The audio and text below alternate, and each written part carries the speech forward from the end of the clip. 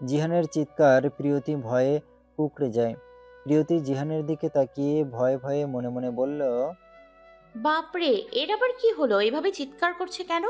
রায়শা বেগম বিনা বেগমকে নিয়ে বেরিয়ে আসলেন ছেলের চিকিৎসার কথা শুনে। তারপর নিচে আসতে আসতে চিন্তিত গলায় বলেন, এইভাবে চেঁচাচ্ছিস কেন বাবা? মাউনি সিঁড়িতে তেল আসলো কোথা থেকে? আর একটু হলে প্রিয়তির সাথে খারাপ কিছু হয়ে যেত। রায়শা বেগম সিঁড়ির দিকে তাকিয়ে আঁতকে উঠলেন। তারপর বললেন, সত্যিই তো, তেল আসলো কোথা থেকে? আমরা তো একটু আগেও গিয়েছিলাম, হয়তো কেউ ভুল করে ফেলে দিচ্ছে। তাই বলে এগুলো কেমন ভুল? যে কারো সমস্যা হতে পারত। কথার মাঝ দিয়ে প্রিয়তি বলে উঠল, আমি পরিষ্কার করে নিচ্ছি। চুপ, একটাও কথা না, চুপচাপ দাঁড়িয়ে থাকো। তুমি করবে না পরিষ্কার, যে এই কাজটা করেছে সে করবে। জিহান ধমকে প্রিয়তিকে বলে উঠল। সবাই অবাক হলো জিহানের কথায়। কে ফেলেছে দাদু ভাই, তুমি জানো? জিহান ধীর পায়ে হেঁটে মাহবিনের সামনে এসে দাঁড়ালো। কারো মাথায় কিছুই ঢুকছে না। সবাই অদ্ভুত দৃষ্টিতে তাকিয়ে রইল জিহানের দিকে। জিহান মাহবিনের কাছাকাছি আসতেই মাহবিন ভীতু চেহারা নিয়ে জিহানের দিকে তাকালো। তুই নিজে সবাইকে বলবি না, আমি বলবো। আমি বললে তোর শাস্তি বেশি হবে। এবার তুই ভাব তুই কি করবি। জিহানের ধমক খেয়ে মাহবিন গড়গড় করে সব বলে দিল। কোহেলি আর আরিফ খান ছাড়া সবাই রাগী দৃষ্টিতে তাকালো মাহবিনের দিকে। ফ্ল্যাশব্যাক, যখন সবাই একসাথে ছিল তখন মাহবিন সিঁড়িতে তেল ফেলেছিল। জিহান সেটা দেখে ফেলেছিল। প্রিয়তির উপর রেগে মাহবিন এই কাজটা করেছিল। মাহবিন ভয়ে কান্না করে দিল। মাহবিনকে কাঁদতে দেখে জিহান গম্ভীর গলায় বলে উঠল, নাটক বন্ধ কর, যখন এই কাজটা করেছিলি তখন তোর ভাবা উচিত ছিল। কথার মাঝে মিসেস কোহেলি ন্যাকা কান্না করতে করতে বলে উঠল, বাবুও ছোট মানুষ, ভুল করে ফেলেছে, আর এমন করবে না।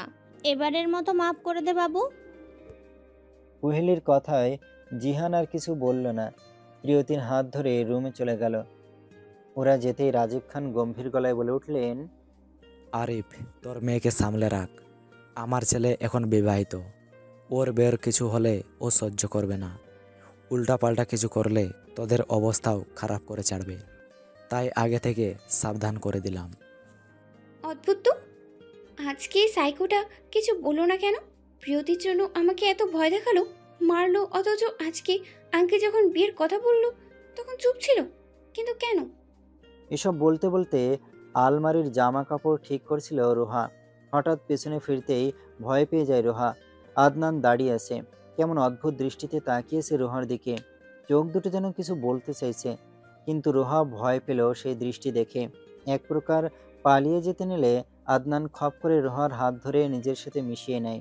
আদনানের অদ্ভুত আচরণে রোহা শক। রোহার চোখগুলো যেন বেরিয়ে আসবে এমন অবস্থা। রোহা আমতা আমতা করে বলে উঠল, ছাড়ো ভাইয়া, করছোটা কি? আদনান কিছু না বলে রোহার দিকে অপলক তাকিয়ে রইল। আর রোহা ছুটবার জন্য ছটফট করছে। বেচারি আদনানের সাথে পেরে উঠছে না। আচমকা আদনান রোহার কপালে অধর ছোঁয়ালো। রোহার হার্ট অ্যাটাক হওয়ার মতো অবস্থা হলো। চোখ দুটো যেন কোটর থেকে বেরিয়ে আসবে এমন অবস্থা। পুরো শরীর যেন বরফের মতো জমে যাচ্ছে। রোহার নড়চড় বন্ধ হয়ে গেছে। রোহা চোখ বন্ধ করে আছে। হঠাৎ আবার আদনান রোহাকে এক প্রকার ধাক্কা মেরে দূরে সরিয়ে দিয়ে তাড়াহুড়ো রুম থেকে বেরিয়ে যায়। রোহা যেন পাথরের মতন বসে আছে খাটের উপর। ওর বিশ্বাসই হচ্ছে না আদনান এমন কিছু করবে। রোহা শুকনো ঢোক গিলে নিজের মনে আওড়ালো, যে ছেলে কয়েকদিন আগেও প্রিয়তির জন্য আমাকে মারলো, সেই ছেলে আমায় চুমু খেলো। এটা কি সত্যি আমার সাথে হয়েছে, নাকি স্বপ্ন দেখছি আমি? কিন্তু শেষেরটা কি ছিল? এভাবে ধাক্কা দেওয়ার মানেটা কি? ব্যাটার নির্লজ্জ চুমু খেয়ে ধাক্কা দিয়ে চলে গেল। আদনান রুম থেকে সোজা বাগানে আসলো। কয়েক মিনিট আগে রোহার সাথে যা করলো সেসব ভাবছে সে বসে বসে। এসব কি হচ্ছে আমার সাথে? রোহার সাথে এমন কাজ করলাম কেন আমি? আমি তো প্রিয়তিকে ভালোবাসি। আজকে ভাই যখন প্রিয়তিকে স্পর্শ করছিল তখন আমার খারাপ লাগেনি কেন? কি হয়েছে আমার সাথে এসব? আর রোহা, মাথা ফেটে যাচ্ছে আমার। কি করব আমি কিছুই বুঝতে পারছি না। আমি কি পাগল হয়ে যাচ্ছি নাকি হয়ে গেছি? এক ঝাঁক উড়ন্ত পশু পাখির দিকে তাকিয়ে বেচারা অসহায়ভাবে কথাগুলো বলল। প্রিয়তি মুখ গোমড়া করে বসে আছে। কিছুক্ষণ আগে জিহান অনেক বকা দিয়েছে। আজব লোক। আমি কি করেছি আমায় শুধু শুধু বকলো? দোষ করেছে ওই বিদেশিনী শাকচুনি, আর বকা খাচ্ছি আমি। এটা অন্যায়। প্রিয়তিকে মুখ গোমড়া করে বসে থাকতে দেখে জিহান মুচকি হাসল, কিন্তু কিছু বলল না। জিহান প্রিয়তির পাশে বসল। বসতেই প্রিয়তি অন্যদিকে মুখ ফিরিয়ে নিল। অন্যদিকে মুখ ফিরিয়ে নিতে দেখে জিহান ঠোঁট চেপে হেসে প্রিয়তির মুখ নিজের দিকে ফিরালো। প্রিয়তি আবারও মুখ সরিয়ে নিল। প্রিয়তিকে এমন করতে দেখে আচমকায় জিহান প্রিয়তির ঘাড়ে টুপ করে চুমু দিয়ে দিল। প্রিয়তি হতভম্ব হয়ে গেল জিহানের কাছে। কটমট চোখে জিহানের দিকে তাকিয়ে বলে উঠল, এটা কি করলেন? মেয়ে দেখলেই চুমু খেতে ইচ্ছে করে? আমি আমার বউকে চুমু খেয়েছি, অন্য মেয়েকে তো নয়। আমার থেকে অনুমতি নিয়েছেন? এখন তোমাকে চুমু খেতেও আমার অনুমতি লাগবে প্রিয়। বলে জিহান প্রিয়তিকে ছেড়ে দিয়ে মন খারাপ করে রুম থেকে বেরিয়ে যায়। এদিকে প্রিয়তি জিহানের যাওয়ার দিকে তাকিয়ে নীরবে হাসল। এক সপ্তাহ পর প্রিয়তি, রোহা, মাহবিন আর মিনা বেগম ছাড়া সবাই বিয়ের শপিংয়ে গেল। প্রিয়তি আর রোহা কিচেনে রান্না করছে সবার জন্য। বাটিতে খিচুড়ি নিয়ে প্রিয়তি বলে, আপু, দাদুর খিচুড়িটা দিয়ে আসো, আমি মুরগি ভুনা করছি। ওকে। রোহা প্রিয়তির হাত থেকে ট্রেটা নিয়ে কিচেন থেকে বেরিয়ে গেল। আর এদিকে মাহবিন চিন্তা করছে কিভাবে প্রিয়তিকে বিপদে ফেলবে। মাহরিন কিচেনের সামনে দাঁড়িয়ে আছে। প্রিয়তি রান্না করতে করতে দরজার দিকে তাকাতে দেখলো মাহবিন চিন্তিত মুখ নিয়ে দাঁড়িয়ে আছে। প্রিয়তি মাহবিনকে চিন্তিত দেখে কপাল কুঁচকে বলে, কিছু লাগবে? মাহবিন ইতস্তত করে বলল, কিছু লাগবে না, আসলে আমার একটু সমস্যা হয়েছে। কি সমস্যা শুনি? আমার জামা কাপড়গুলো কিভাবে ধুতো করতে হবে আমি জানি না। এই বাড়িতে একজন কাজের মেয়েও নেই যে আমার জামা কাপড় ধুয়ে দিবে। মাহবিনের কথায় প্রিয়তি ডেভিল হাসি দিয়ে বলে, আমার রান্না হলে ধুয়ে দিব তোমার জামা কাপড়। ধন্যবাদ ভাবি। খাওয়ার মতো কিছু আছে? মাহবিন কিচেনের এদিক ওদিক উকিঝুঁকি দিয়ে বলল। মাহবিনের কথায় প্রিয়তি অবাক হয়ে বলল, প্রায় 10 মিনিট আগেই তো খাবার খেলে দেখলাম। মাহবিন আমতামতা করে বলে, আমার খেতে ইচ্ছে করছে। মাহবিনের কথা শুনে প্রিয়তি হতভম্ব হয়ে মনে মনে আওড়ালো, কি পেটুক মেয়ে রে বাবা, একটু আগেই অতগুলো খাবার খেলো, এখন বলছে কিনা আবার খাবে। প্রিয়তিকে চুপ দেখে মাহবিন মাথা চুলকে বলে, কি ভাবছো ভাবি আমার? কিছু না, তুমি টেবিলে গিয়ে বসো, আমি খাবার নিয়ে আসছি। মাহবিন শয়তানি হাসি দিয়ে টেবিলে গিয়ে বসলো। কিছুক্ষণ পর প্রিয়তি মাহবিনের জন্য খাবার নিয়ে আসলো। তারপর বলল, খেয়ে নাও, ভালো লাগবে নিশ্চয়ই। প্রিয়তি জোরপূর্বক হেসে বলল। প্রিয়তি কিচেনে চলে গেল মাহবিনের খাবার দিয়ে। আর মাহবিনের কেমন সন্দেহ হচ্ছে। সে খাবারের দিকে কিছুক্ষণ তাকিয়ে থেকে আওয়াজ শুরু করলো। খাবার মুখে দিতেই চিৎকার দিয়ে উঠল মাহবিন। মাহবিনের চিৎকার শুনে প্রিয়তি কিচেন থেকে উঁকি মেরে মাহবিনের দিকে কটমট চোখে তাকালো। তারপর দাঁতে দাঁত চেপে বিড়বিড় করে বলল, চুন্নির ঘরের চুন্নি, আমি ভালো করেই জানি তুই আমাকে জ্বালাতে এইসব করিস। তাই তো আমিও তোর খাবারে বেশি করে লবণ আর মরিচের গুঁড়া মিশিয়ে দিয়েছি। বোঝো এবার ঠেলা, তুই 2 দিনে এসে যা করেছিস সব কিছুর হিসাব নিব আমি। আমার জামাইকে জড়িয়ে ধরার জন্য তোর আরো শাস্তি বাকি রইল রে শখ চুন্নি, চুন্নি বিলাই। এদিকে মাহবিন জিহবা বের করে বলছে, ওয়াটার, কেউ আমায় ওয়াটার দাও প্লিজ, আমি মরে যাচ্ছি।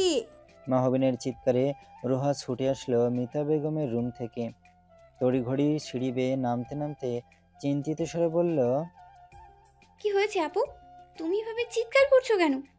মাহবিন রাগী চোখে কিচেনের দিকে তাকিয়ে বলে, ওই শয়তান মেয়ে আমার খাবারে মরিচ লবণ দিয়ে আমার অবস্থা খারাপ করে দিয়েছে। রোহার আর বুঝতে বাকি রইল না মাহবিন কার কথা বলছে। রোহার অনেক হাসি পাচ্ছে, কিন্তু হাসলে মাহবিন আর রেগে যাবে, তাই অনেক কষ্টে হাসি চেপে রেখেছে। রোহা ভালো করেই জানে প্রিয়তি সবকিছুর ছাড় দিলেও নিজের স্বামীকে নিয়ে কেউ কিছু করলে তার 12টা বাজিয়ে দেয়। একবার আমার যে অবস্থা করেছিল মেয়েটা, কথাটা মনে মনে ভেবে হাসলো সে।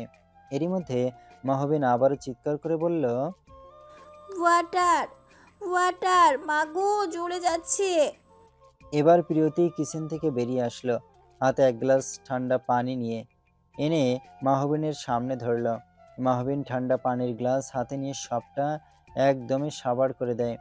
খাওয়া শেষে প্রিয়তির দিকে রাগী দৃষ্টিতে তাকালো, তারপর গ্লাসটা শব্দ করে টেবিলে রেখে কটমট চোখে প্রিয়তির দিকে তাকালো।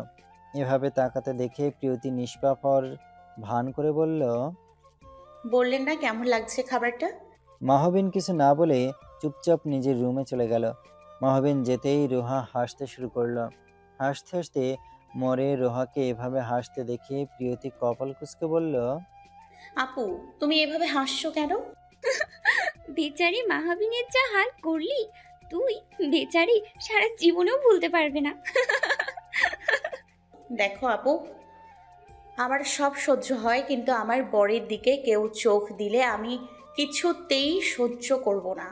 আমার কাছ থেকে তার কিছুতেই ছাড় নেই। প্রিয়তি রেগে যেতে দেখে রোহার প্রসঙ্গে পাল্টে বলল, রান্না শেষ তোর? হুম, রান্না শেষ। এখন ডাইনির জামা কাপড় ধুতে হবে। যাই আমি। আচ্ছা যা, আমি দাদিমার কাছে যাচ্ছি। শপিং করতে করতে রাত হয়ে গেল। রাত 8টায় সবাই বাড়িতে ফিরল। জিহান রুমে এসে প্রিয়তিকে খোঁজা শুরু করলো। হাত ঘড়িটা খুলতে খুলতে জিহানের বিরক্তিকর স্বর শোনা গেল। এই মেয়েটা কোথায় গেল? কথা শেষ হতেই পিছন থেকে প্রিয়তির কর্কশ স্বর শোনা গেল, এসেছি। এমন ষাঁড়ের মতো চেঁচাচ্ছেন কেন? জিহান পিছনে ফিরে অল্পখানিক হেসে বলল, আসতে এত দেরি হলো কেন শুনি? প্রিয়তি কাপড়ের আঁচলে ভেজা হাতটা মুছতে মুছতে বলল। কাজ ছিল তাই আসতে পারিনি। জিহান আর কথা বাড়ালো না, প্রিয়তির সামনে দুটো বক্স রাখলো। বক্সগুলো দেখে প্রিয়তি বলে, এতে কি আছে? নিজেই দেখে নাও। জিহানের আদেশ পাওয়া মাত্রই প্রিয়তি বক্স দুটো খুলল। চোখ দুটো বড় বড় হয়ে গেল বক্স খুলতেই। অবাক হয়ে বলল, এগুলো আমার তেঁতুলের আচার। আমি কি করব এগুলো দিয়ে শুনি? জিহান বিরক্তি নিয়ে প্রিয়তির দিকে তাকালো, তারপর ইতস্তত করে বলল, খাবে আর কি? হ্যাঁ, আর তুমি কি কিছুই বুঝতে পারছো না কেন আচার নিয়ে এসেছি তোমার জন্য? না, বুঝিয়ে বলুন। জিহান মেজাজ বিগড়ে যায় প্রিয়তির কথা শুনে, রাগ দেখিয়ে বলল, না বুঝলে নাই, ফিটার খাওয়া শিশু তো তুমি, তাই কিছু বুঝো না। আকারে ইঙ্গিতে বোঝাতে চাইলেও বুঝতে চাও না, জেদি মেয়ে একটা। এসব বলার পর মনে মনে জিহান বলল, সারাদিন শপিং করতে করতে অবস্থা খারাপ, তার উপরেও আমার কথাটা বুঝতে পারছে না, নাকি বুঝেও না বোঝার ভান করছে। জিহান নিজেকে শান্ত করে প্যান্টের পকেট হাতড়ে কিছু ছোট বাচ্চাদের ছবি প্রিয়তির সামনে রাখলো। প্রিয়তি ভুরু যুগল কুঁচকে তাকালো ছবিগুলোর দিকে, তারপর বিজনেসের দিকে তাকালো। জিহান এবার বলল, প্রিয় পাখি, এবার তো অন্তত বুঝো আমি কি বোঝাতে চাইছি তোমায়। আমার মাথায় কিছুই ঢুকছে না। প্রিয়তি অদ্ভুত দৃষ্টিতে তাকিয়ে কথাটা বলল। জিহান আর কিছু না বলে সোজা উঠে ব্যালকনিতে চলে গেল। প্রিয়তি ছবিগুলোর দিকে তাকিয়ে আনমনে বলল, হঠাৎ এমন অদ্ভুত ব্যবহার করছেন কেন উনি? রোহা কাউসে বসে মোবাইল স্ক্রল করছে, এদিকে আদনান রুমে পায়চারি করছে আর একটু পর পর রোহার দিকে তাকাচ্ছে। রোহা মোবাইল দেখার সাথে সাথে আর চোখে আদনানের কার্যকলাপ দেখছে। হঠাৎ করে আদনান রোহার হাত থেকে মোবাইলটা ছিনিয়ে নিল। আচমকা এমন হওয়াতে রোহা হকচকিয়ে বলে উঠল, আমার মোবাইল নিলে কেন ভাইয়া? মোবাইল দাও বলছি। রোহার মুখ থেকে ভায়া ডাক শুনতে পেয়ে কেন জানি আদনানের রাগ হলো। আদনান অদ্ভুত দৃষ্টিতে রোহার দিকে তাকিয়ে বলল, ভাইয়া ছাড়া কথা বল। রোহা অবাক হলো আদনানের কথায়, তারপর আবারও বলল, কেন? তুমি তো আমার ভাইয়াই হবে, তাই না? চুপ রোহা, যদি আর একবার ভাই বলিস তো আমি তোকে গলা টিপে মারবো। পটপট চোখে রোহার দিকে তাকিয়ে কথাটি বলে আদনান আরো হতভম্ব হয়ে বলে, রেগে যাচ্ছ কেন ভাইয়া? তোকে না বলেছি ভাইয়া না বলতে? তোর মুখ থেকে ভাইয়া ডাক শুনলে আমার মেজাজ বিগড়ে যায়। তাই কেন ভাইয়া? রোহা বারবার ভাই বলাতে আদনান এবার বেশি রেগে গেল। রেগে রোহাকে দেয়ালের সাথে শক্ত করে চেপে ধরে আদনানের এমন অদ্ভুত আচরণ রুহা মনে মনে আওড়ালো। এই রে, সাইকোটা খেপেছে ভালো করে। কেন যে রাগাতে গেলাম, নিজের পায়ে নিজেই কুড়াল মারলাম। আর ভাই বলাতে এত রেগে যাচ্ছে কেন সাইকোটা? ভাবনার মাঝে আদনান বলে ওঠে, কি ভাবছিস তুই? তোকে কতবার বলেছি ভাইয়া না বলতে, তারপরও তুই ভাইয়া ভাইয়া বলিস। এখন তোকে কি শাস্তি দেওয়া যায় বলতো? শাস্তির কথা শুনে রুহার মুখ ফ্যাকাশে হয়ে যায়। রুহা ভয় জড়ানো গলায় বলল, কি করেছি আমি? আমি মানা করার সত্ত্বেও তুই আমায় বারবার ভাইয়া বলে রাখিস কেন বল? ধমকে বলল আদনান। রুহা তৎক্ষণাৎ বলে উঠল, ভাইয়াকে তো ভাই বলবো, তাই না? কিছুদিন পর তো প্রিয়তিকে তুমি বিয়ে করে নেবে, তাহলে আমি ভাই বলতে তুমি রেগে যাচ্ছ কেন? রোহার কথা শুনে আদনান আরো রেগে গিয়ে রোহার ঠোঁটে ঠোঁট চেপে ধরল। আদনানের এমন কাজে রোহার চোখ দুটো বড় বড় হয়ে যায়। আদনান যে এমন কিছু করবে রোহার বিশ্বাস করতে কষ্ট হচ্ছে। আদনান রোহার ঠোঁট জোড়া কামড়ে অবস্থা খারাপ করে দিচ্ছে। মাথায় রোহার চোখ দিয়ে জল গড়িয়ে পড়ল। রোহাকে চোখে জল দেখে আদনান রোহার ঠোঁট ছেড়ে দিল। রুম থেকে বের হওয়ার আগে রোহাকে কোলে তুলে নিয়ে খাটের উপর ঠাস করে ফেলে দিয়ে চলে গেল। রোহা খাটের উপর আধশোয়া হয়ে কোমরে হাত দিতে করুণ স্বরে বলল, ও মা, রাক্ষস, অসভ্য মার্কা লোক, আমার কোমরটা গেল রে। আমি এখন সবার সামনে যাবো কি করে? আমার ঠোঁটের অবস্থা খারাপ করে দিয়েছে সাইকোটা। আমার কোমরটাও ভেঙে দিয়ে গেল। একটু কি বাজে ফিলিংস হচ্ছে আমার সাইকোটার উপর। প্রিয়তি রোহার রুমের সামনে দিয়ে ছাদে যাচ্ছিল। রুম থেকে রোহার চিৎকার শুনে রোহার রুমে আসলো সে। তারপর চিন্তিত ঘরে বললেন, কি হলো আপু, এইভাবে কোমরে হাত দিয়ে বসে আছো কেন? আর বলিস না প্রিয়তি, ওই সাইকো আমার অবস্থা খারাপ করে দিচ্ছে। কেন যে রাক্ষসটাকে ডাকাতে গেলাম। প্রিয়তি রোহার কথা বুঝতে না পেরে বলল, মানে সাইকো, রাক্ষস, এইসব কাকে বলছো তুমি? হঠাৎই রোহার হুঁশ যেন ফিরে এলো। রোহা আচমকায় বলে উঠল, না না, কাউকে না, এমনিই বললাম। প্রিয়তির বিশ্বাস হলো না রোহার কথা। প্রিয়তি সন্দেহ নিয়ে আবারও বলল, তাহলে এত জোরে চিৎকার দিলে কেন? সত্যি করে বলো, আদনান ভাইয়া আবার মেরেছে তোমায়? না মারিনি, এমনি পড়ে গিয়ে ব্যথা পেয়েছি। আচ্ছা তা বুঝলাম, কিন্তু তোমার ঠোঁটের এই অবস্থা কি করে হলো শুনি? রোহা প্রিয়তির কথায় থতমত খেয়ে গেল। তারপর আমতা আমতা করে বলল, আসলে কি প্রিয়তি, হয়েছেটা কি? কি হয়েছে গো আপাই? কেউ মনে হয় তোমার মারাত্মকভাবে চুমু খেয়েছে। না না, তুই ভুল বুঝছিস। আমাকে আমাকে তো, ও হ্যাঁ, মৌমাছি মৌমাছি ঠোঁটে কামড়ে দিয়েছে, তাই ঠোঁটের এমন অবস্থা খারাপ হয়েছে। তা সেই মৌমাছিটা বুঝি জলজান্ত কোনো মানুষ আপাই? প্রিয়তির কথা শুনে লজ্জায় রোহার ইচ্ছে করছে মাটির সাথে মিশে যেতে। রোহাকে লজ্জা পেতে দেখে প্রিয়তি শব্দ করে হেসে বলল, আদনান ভাইয়ের সাথে চলছে নাকি? তুই ভুল ভাবছিস প্রিয়তি, তেমন কিছুই না। তাছাড়া এমন একটা সাইকোর সাথে আর কি চলবে? হ্যাঁ হয়েছে, আর ঢং করতে হবে না, চালিয়ে যাও। প্রিয়তির কথা শুনে লজ্জায় রোহার মুখ লাল হয়ে গেল। দেখতে দেখতে হলুদের দিন এসে পড়ল। সবাই কাজে ব্যস্ত। প্রিয়তি রোহাকে হলুদ কাপড় পরিয়ে দিয়ে নিজেও পরে নিল। দুজনকে অসম্ভব সুন্দর লাগছে, মনে হচ্ছে এক জোড়া হলুদ পাখি। তেমন সাজেনি, হালকা সাজুগুজু করেছে দুজন। জাইমা হাঁ করে দুজনের দিকে তাকিয়েছে। জাইমাকে এভাবে তাকিয়ে থাকতে দেখে প্রিয়তি বলে, এইভাবে কি দেখছো ননদিনী?